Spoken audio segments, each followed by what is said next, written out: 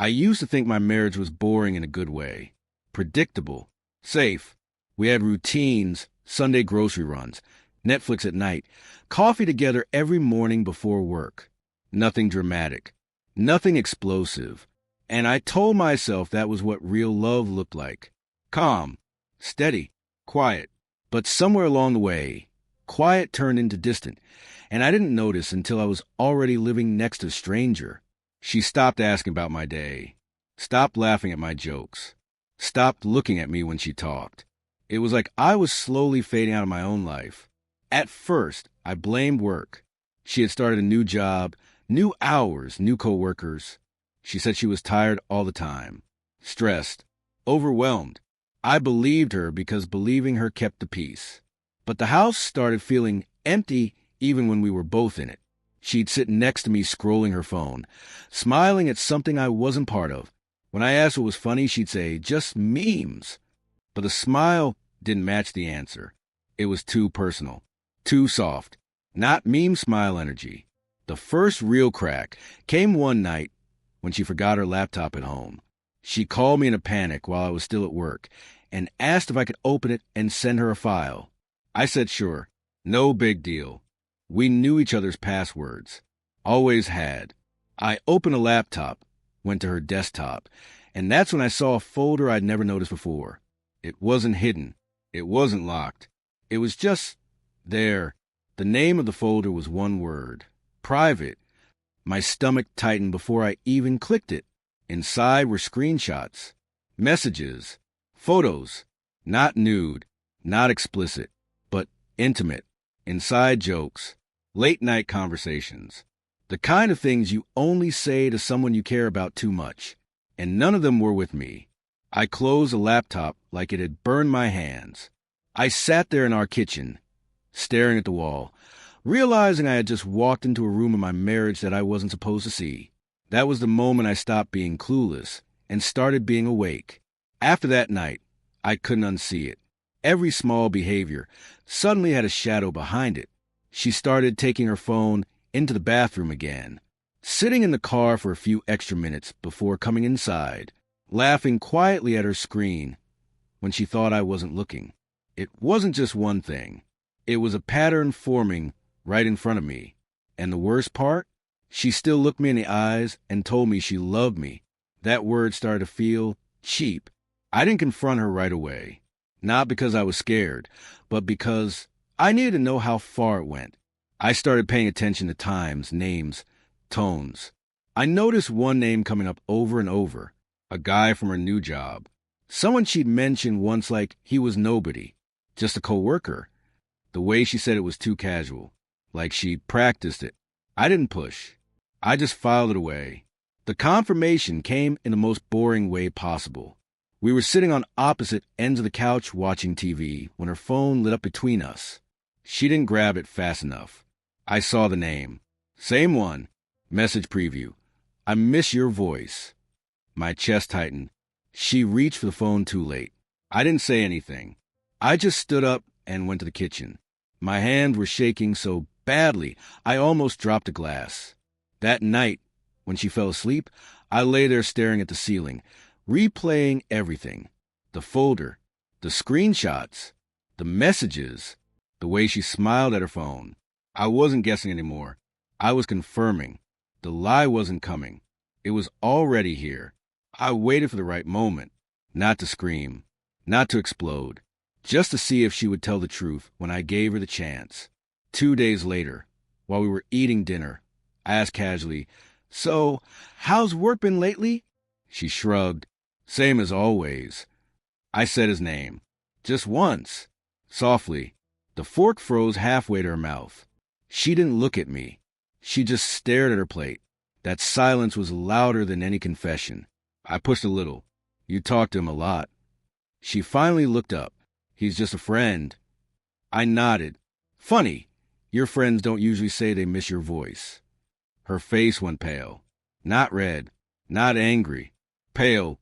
She put the fork down and whispered, "You went through my things." I said, "You went through our marriage." That shut her up. She cried. Of course she did. Said she never meant for it to happen. that it started as talking, that she felt lonely, that I had been distant. I listened to all of it. Then I asked how long. She hesitated, then said, 5 months. 5 months of dinners together. 5 months of lying next to me at night. 5 months of living 2 lives.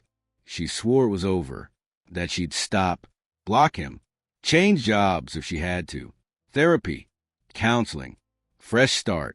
Every promise came out fast, like she'd memorized them. I asked if she loved him. She didn't answer right away. Then she said, I don't know. That pause hit harder than anything else. That night, I slept on the couch, not out of anger, out of self-respect, because lying next to her felt like lying to myself. The couch became my new normal, a thin barrier between who I thought she was and who she really turned out to be. She tried to act like nothing had changed, making coffee, asking about my day, touching my shoulder like it still meant the same thing. But every time she did, it felt fake, like she was playing the role of a wife instead of actually being one. She kept saying we could fix it. That couple survived worse. That I was giving up too quickly. One night she said, if you really love me, you'd fight for us. I looked at her and finally understood how twisted that was. I had been fighting alone while she was investing herself into someone else. I told her, I did fight. You just didn't notice because you were busy with him. She didn't respond. She just stared at the floor like she'd run out of excuses. 2 days later, I found out she was still lying. Her phone buzzed while she was in the shower. Same name, same heart emoji. My chest tightened. I picked up the phone. Same code, same betrayal. Inside were new messages, not old ones. Fresh. She told me she blocked him. She hadn't. She told me it was over. It wasn't. She told him she missed him, that she felt trapped with me, that she wished she had the courage to leave. When she came out of the bathroom and saw me holding her phone, she froze. I said, you're still talking to him. She didn't deny it. She just sighed and said, you're invading my privacy. That's when something inside me shut off. Not anger, not yelling, just final. I told her, you lost the right to privacy when you built a second life behind my back. She rolled her eyes, and that told me everything. That night, I packed a bag, calmly. No drama, no shouting, just shirts, jeans, my laptop, my charger. She cried in the doorway, saying I was making a mistake. I walked past her, and when I stepped outside, the air felt lighter than it had in months. I stayed with a friend at first, not because I had nowhere else to go, but because I needed space where her voice didn't live in the walls. The first nights were the hardest. My mind kept replaying the screenshots, the words, the way she looked at me when she thought I didn't know. But slowly, something changed. The pain didn't disappear. It just became honest. It wasn't mixed with hope anymore, and that made it easier to carry. She called nonstop at first, angry messages, then crying ones, then calm ones, like we were already strangers. I listened to one all the way through. She said, you're really ending our marriage over one mistake? And that's when it hit me. In her world, the affair was something that happened to her, not something she chose. That told me more than any apology ever could. A week later, I went back to the apartment to get the rest of my things. She was sitting on the couch like she'd been waiting. When she saw me, her face lit up for half a second. Hope, then fell when she realized I wasn't there to talk. She tried to hug me. I stepped back. She cried, said she finally understood that she'd change, that she'd do anything. I believed she was scared. I didn't believe she was different. I told her, you didn't lose me when I walked out. You lost me when you decided lying to me was easier than being honest. She went quiet. The divorce took months, but emotionally, I had already left. Some days still hurt. Some mornings I reached for someone who wasn't there anymore. But the pain was clean now, not poisoned by lies. And that changed everything. What I learned is simple. Trust your instincts. When something feels off, it usually is. Love doesn't require you to ignore your gut. And loyalty isn't proven after you're caught. It's proven by what you do when no one is watching. Sometimes the bravest thing you can do is walk away.